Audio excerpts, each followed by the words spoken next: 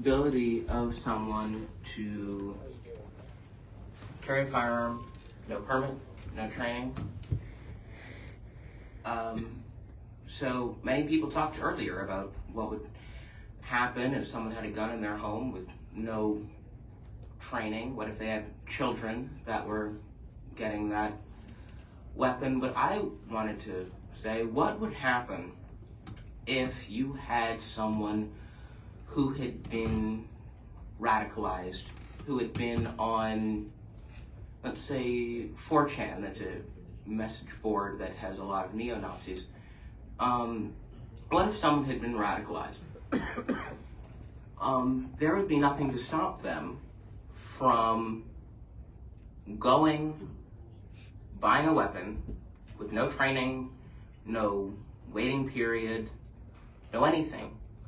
There would be absolutely nothing to stop them from getting that weapon, concealing it, and then taking it to somewhere and committing terrible acts of violence against the people that they deem are not worthy of existence.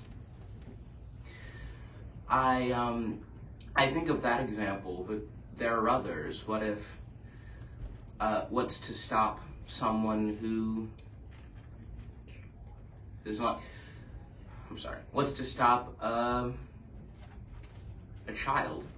Because when you talked about these groups that are like disqualified from this, I didn't hear age mentioned. Correct me if I'm wrong, but I didn't hear it. What's to stop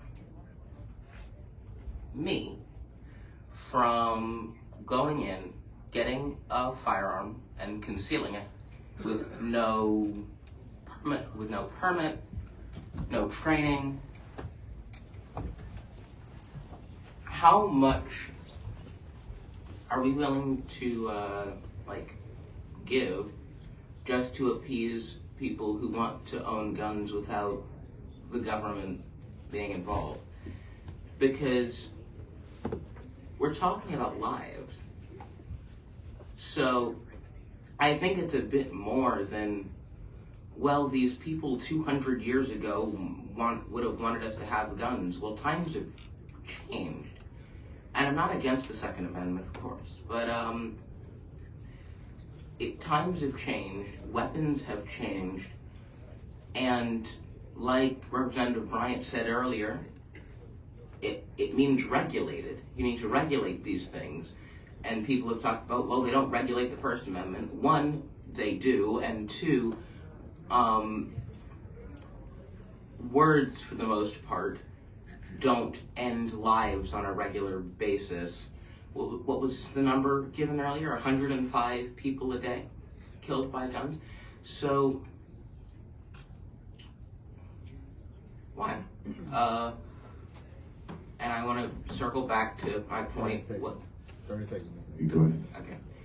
What's to stop someone from just buying a gun and concealing it and committing horrible acts of violence? Because people have said, well, law-abiding citizens, criminals are going to criminal or whatever. But what about law-abiding citizens who become criminals because they bought these weapons and they had the ability to get these weapons and conceal them without the state knowing? So I urge the members of this committee to vote no on House Bill 596, and that's it.